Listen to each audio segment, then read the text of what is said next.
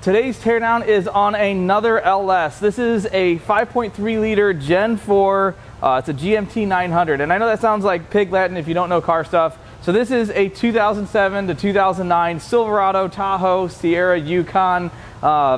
This is the half-ton base engine. And I know you can get a 4.3 and a 4.8. I know that. But this is an all-aluminum engine. It's a non-VVT, but it does have displacement on demand and active fuel management. As you can see, this engine came very complete. It's got the intake manifold, it's got coils on it. It is also really unappealing looking. It's kind of an ugly core. It's got spray paint on it. And this is what the harness looks like. It's like wire spaghetti. Anyway, I don't really understand how some of these engines come into my possession, or at least come to the place where I can buy them. But I pulled the trigger on it because, well, I buy every single one I can. So let me show you what we're working on. And this, I'm not going to say this is a first for me, but it doesn't happen that often. I don't normally get a torque converter. I don't understand the scenario that took place in which I got the torque converter, unless maybe the crank doesn't turn over enough to get all the bolts out. Anyway, we'll figure out that in a minute. But we also can do some detective work and figure out what this came from. I know this harness looks terrible, but these are the PCM connectors. It's an E38 style PCM. It's the same PCM I put in my Land Cruiser. And we can go to the transmission connectors and see that this is a 4-speed, which meant in 09 they offered a 6-speed and a 4-speed. So this could have been a 6-speed, but now I can tell obviously the torque converter is going to be different. But it has a neutral safety switch, which the 6-speed is all internal. And there's the connector for the 4L65. So this was a 4L65 truck, which is the most common 7 to 9. Nothing special, but we're gonna go ahead and get all this off so we can see what we're working on and start pulling some parts off. First things first, as always, let's pull the spark plug since it has some.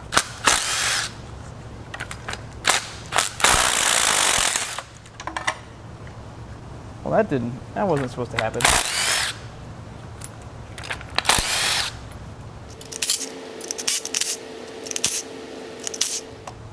I believe the term that I'm going to use here is oof. Here are the front cylinders, second cylinders, they look pretty oil coated, and then the third cylinder back on both sides. That is beat to death. I don't know if we're going to salvage anything out of this engine. Now we're going to pull the intake manifold and see if we can see any carnage through the intake ports.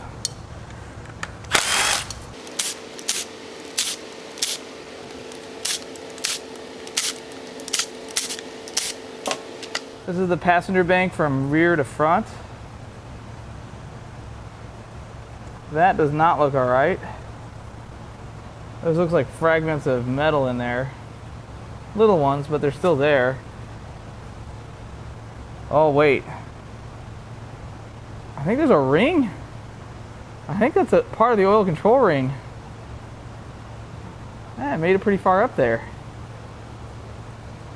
And that one's full of oil. Let's look at the other side. On the driver's side from back to front, that one's got a bunch of oil in it. That one's got some pretty large chunks of metal. We don't know where that came from. That one's got a ton of debris on top of the valve. A ton. Man. That one looks all right. Now we're going to pull the driver's side exhaust manifold.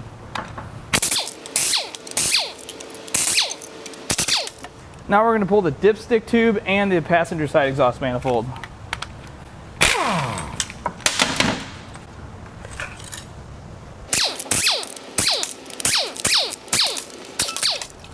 Now let's get the driver's side valve cover off and see what the valve train looks like.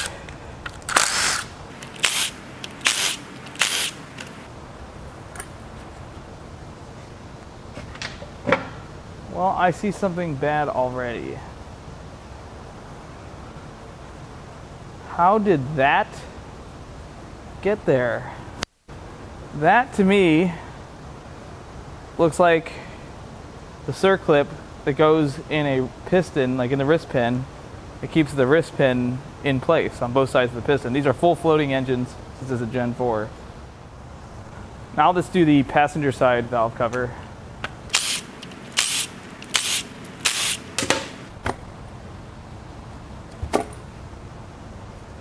side is a little bit cleaner. Oh, I see something else. Look at the color of the oil at the back of the head. The rest of the head looks pretty clean. I mean, there's some oil varnish. But at the back of the head, that's all metal.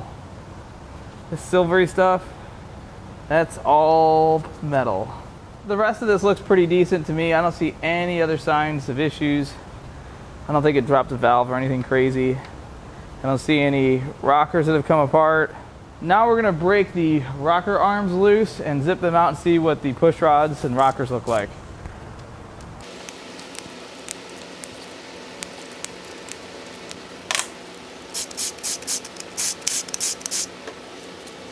The rockers all look okay.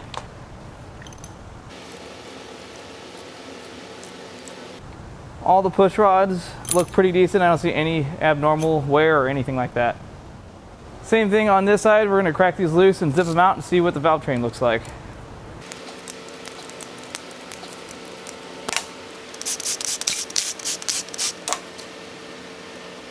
Everything looks good with those rockers. And aside from being dirty, all of the push rods look pretty good too. This 5.3, like all Gen 4 5.3s, has the quote-unquote best or best flowing cathedral port heads, which are the 243s/799s. When people say 243 or 799, they're talking about the casting number, which is actually, in this case, the last three of the part number. The part number is actually stamped here inside the cylinder head, and it ends in 243, and then they have 243 stamped right there on the head. I sell a ton of these heads. I probably sell a couple pairs every single week. Now it's time to zip the head bolts out and see what lies underneath.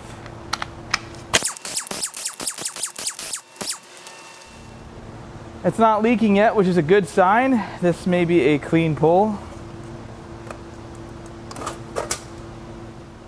You know, when GM came out with displacement on demand, I'm pretty sure this is not what they meant. This has 75% of the pistons on this side. It's a passing grade. The wrist pin is still full floating, not semi-floating. Oh, that bore is trash. Super deep grooves. Oh, it looks bad in there. The rest of these cylinders look all right. They're dirty, but hey, look. There's a neighboring part of a ring. I mean, there's just debris in the lifters. Everywhere. There's like piles of metal. It's trash. This thing is going to be junk. Unfortunately, when that piston decided to remove itself from existence, it took the head out with it. This head is very destroyed. That's why that spark plug was trash. As soon as that plug came out and it looked like that, I knew that this head was going to be junk. Otherwise, there's just some debris from the other side. When these things blow up, material will go through the intake, go backwards through the intake port and into other cylinders. Intake manifold likely has some metal in it as well. Time to pull the passenger head.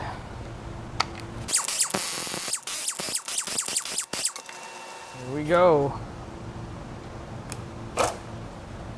So this engine must have been shut off in V6 mode because, well, there's only 6 pistons left. There's also another bent rod with a wrist pin that's still, ooh, I can probably pull that all the way out. Let's find out. Nope, not quite. The rest of these, this is before they had adjustable rods, I guess. The rest of these all be okay. Cylinder walls aren't chewed up. The rest of that block looks good. Well, that bore has a pretty good size groove in it as well. Yeah, this engine's going to be trash, but let's keep going. Much like the driver's side, the passenger head is just destroyed where that piston let go.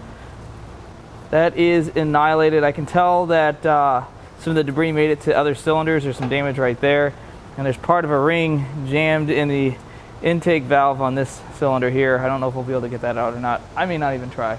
Now we're going to pull the water pump, the crank pulley, and the front cover.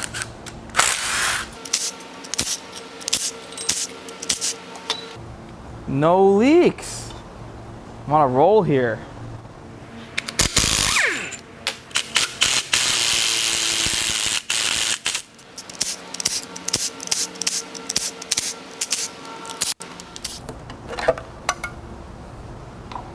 Oh, more.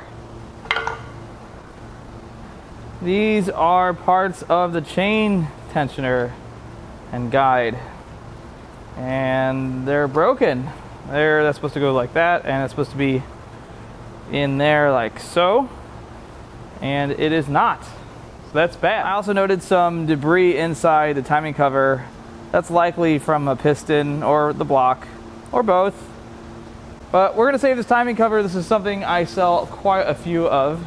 Now we're gonna pull the lifters out and see if we can find any lifter or cam damage.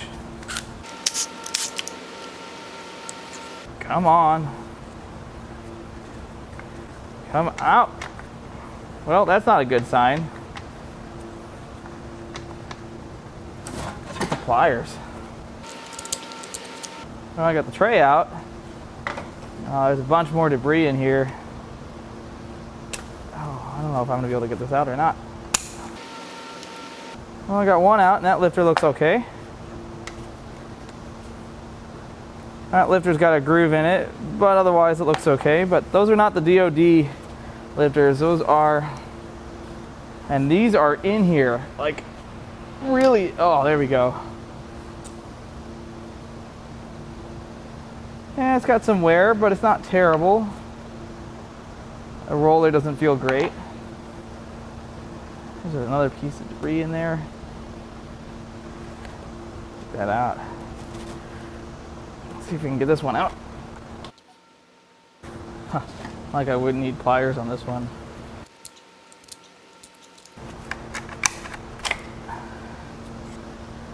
Yep, bunch more debris. Man. I've never seen this debris so many places inside one of these engines. It's everywhere. That lifter's good. That lifter's also good. That one looks okay.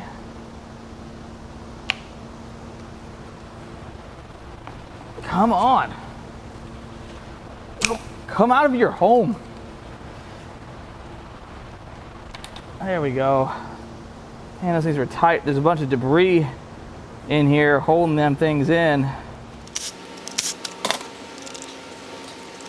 I'm not having much luck here. Those look all right. See what happens. Let me pull one of these out and I'll show you what happens here. There's a bunch of metal fragments in this groove, and it kind of acts like a circlip and keeps these from coming all the way out. So you just got to pull really hard. That's what you do. You just pull really hard. And none of these look really terrible yet. They don't feel good. The rollers on the AFM or the DOD lifters just don't feel so hot, but the other ones feel okay. Before we pull the cam, I was poking around a little bit, and look at all the debris in the pan.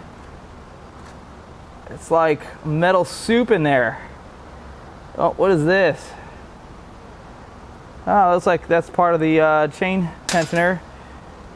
Yeah, there's like so much junk in there, but we're gonna go ahead and get the cam out, and then I'll figure out how we're gonna get the torque converter off and pull the pan and all that stuff.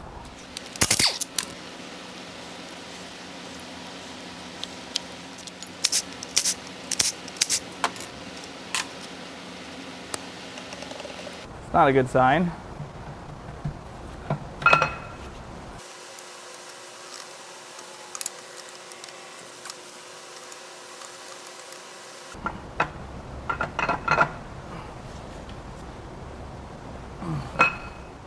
Unfortunately, I can't get the cam out. It seems it has a cam bearing issue. This is about as far as I can get it at this time until I can get to the back side of the engine, remove the rear cover, and hopefully be able to pound that cam out. We already know the block is trashed from the damage to the bores, but I'm going to pull this off of this little engine stand, flip it upside down so we can take the torque converter off, hopefully take the oil pan off, and see even more carnage.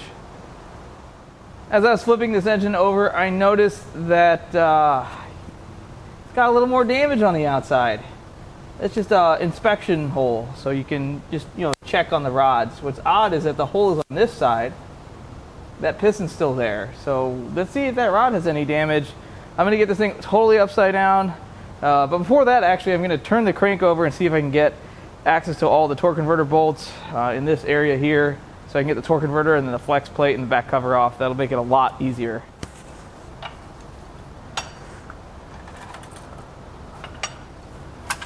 Oh, the sounds. Oh yeah, I can get to that torque converter bolt.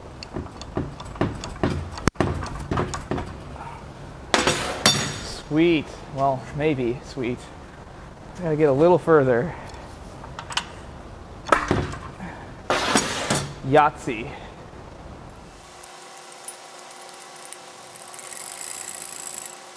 Okay, let's see if we can get that torque converter off.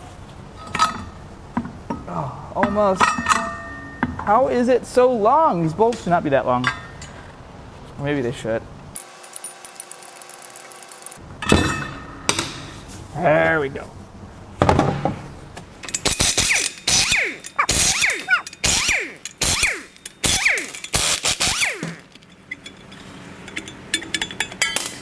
Now let's get that back cover off.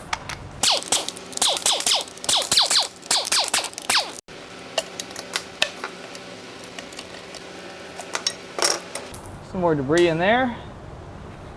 Yeah, cam bearing's pretty chewed up. Time to zip all the 10s out of the pan.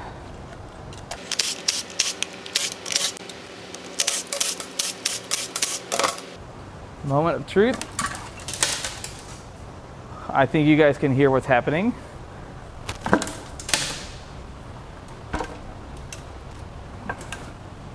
Whoa!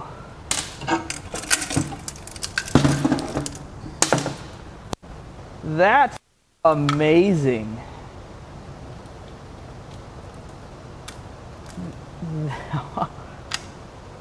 1, 2, 3. Oh man, look at the size of that chunk. That's a piston. That's where the wrist pin goes. Wow. The pickup is jam-packed with part of an oil ring, a circlip, more oil ring, and unidentifiable metal. Wow, it is packed. Look at this. This is like pea gravel. You put this down on my driveway. I mean, minus these pieces. I don't want to put that down. Wow. There's part of a rod. But most of this, you can barely tell what it is. That's piston. I mean, you can only go by like the material type. All of these pieces got blown into so many. This must have happened at like, they must have put their foot to the floor after they heard rod knock. And it just let go. That is the most blown up 5.3 I have seen to date. And I've torn down a lot of 5.3s, and I've seen almost every issue you can see with an engine in a 5.3, but I have never seen one let go this bad. That ring is, I can't get that out. But look, there's more pieces jammed up here, larger pieces up here. Oh, this is gonna be great when we pull the windage tray. All right, well, let's keep going. Man, just look at that damage. There's so many pieces in so many areas. This must have been clogged. This must have been the topmost rev limiter explosion. Man, I wish I was there for this. And look at all the fragments in the pan. So much metal, but we didn't see very much in the head. That just tells you that the heavier material just can't make its way up to that head, except for that one circlip. That was kind of impressive. Well, let's keep going. Let's pull the pickup tube and the what's left of the windage tray. Haha. You're coming off and you're gonna like it. Wow.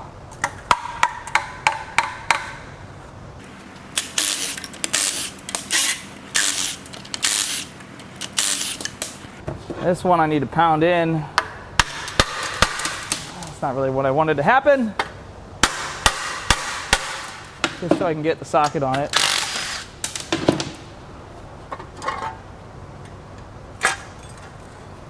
Wow. I think that's getting hung on our wall. The amount of damage, I am so impressed that this was just 2 cylinders. I don't believe it.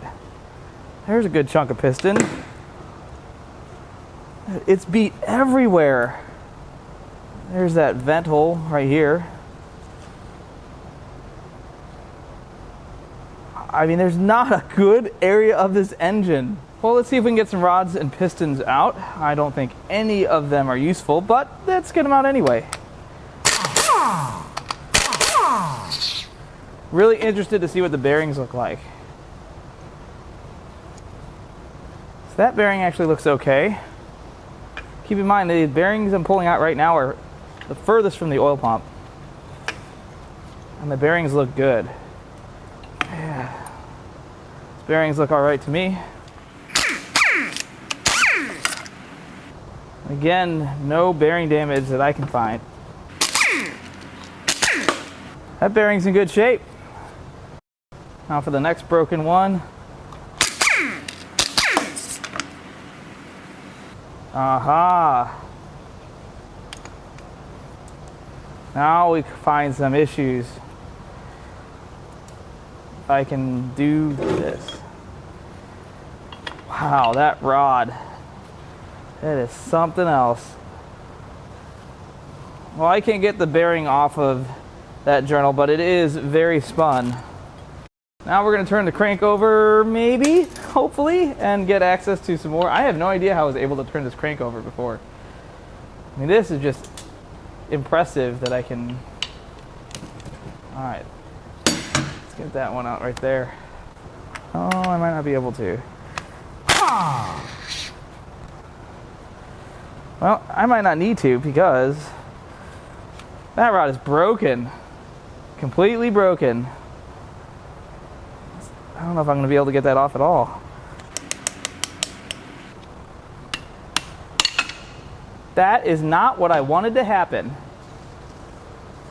It just landed in a piston full of oil. Well, I was able to crank this one down even further so it wouldn't spin on the journal, so I could hammer that socket on there. The head of the bolt was deformed. So we're going to try our best here to get this off. This is just totally trashed in here.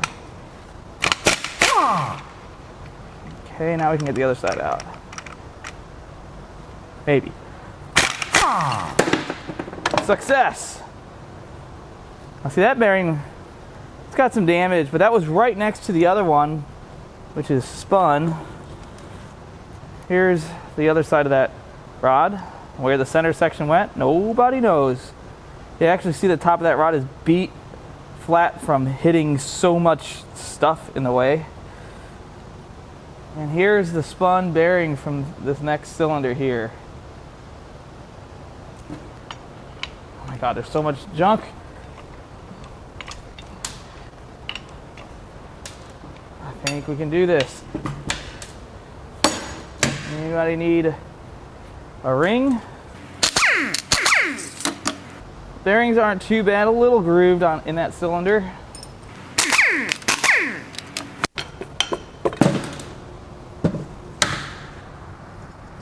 Oh, some more rings.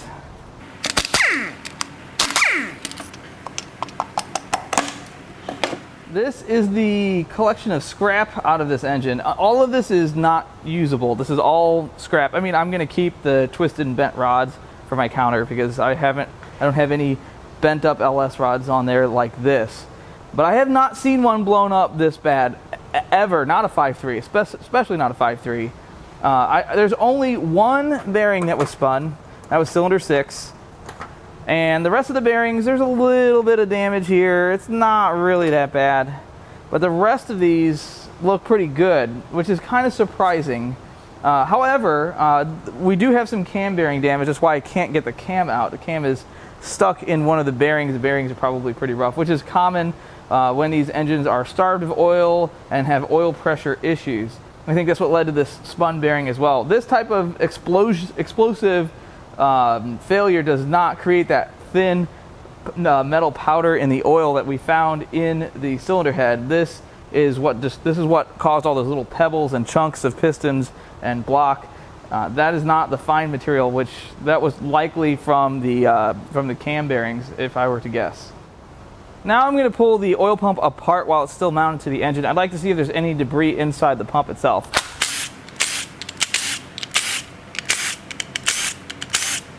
I would say yes, there is. This is all gritty feeling.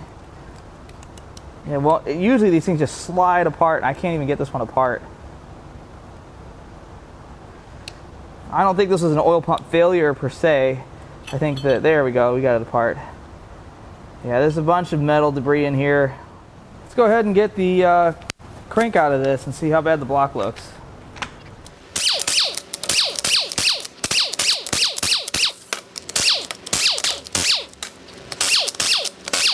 Mains have some damage as well. You can definitely tell some metal has run through the oiling system.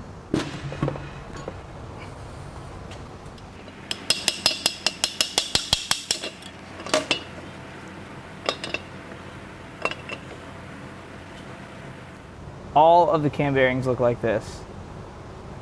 They are super rough. The middle is the worst. Hopefully that's in focus for you guys. It is just, I'm not going to say this is abnormal, but this is definitely worse than most cam bearings in these. And you can see there's like crap and debris everywhere inside this engine. You see this cylinder has a huge chunk taken out of the bottom of the bore. This block is just trash. This will find its way to the aluminum bin unless somebody needs it for mock-up. Sometimes you win and sometimes you lose, and I'm actually not going to lose on that engine. You see, when I buy these engines, I'll pay more for one that is thought to be in rebuildable condition. That one was not thought to be that way, although I'm fairly certain they had no idea how bad that engine was. And if you're wondering what I'm going to sell off of that engine, the intake manifold's worth a bunch of money, but I have to verify there's no metal bits in it, which I'm sure there are. And I've got some coils to reassemble a complete set, and a set of rockers and stands and some valve covers, and outside of that, the rest of that is scrap. And if you're also wondering how much scrap do I get out of one of these engines, well, an aluminum LS, typically, if everything is scrap, I break the heads down, the block, the oil pan, is about 90 bucks total, which doesn't seem like a whole lot compared to what I'm paying for these engines, but it helps soften the blow when they're not rebuildable or not sellable. If you'd like to buy parts off of this engine, which there isn't much, or some of the other engines I've torn down, I'm going to leave my email in the video description. I've got tons of this stuff, especially LS Gen 3 and Gen 4 in stock, whether it be 243 or 799 cast heads, or even rectangle port heads, 6 liters. I've got a lot of that stuff, so shoot me an email. Anyway, I really appreciate you guys watching, and I will catch you on the next one.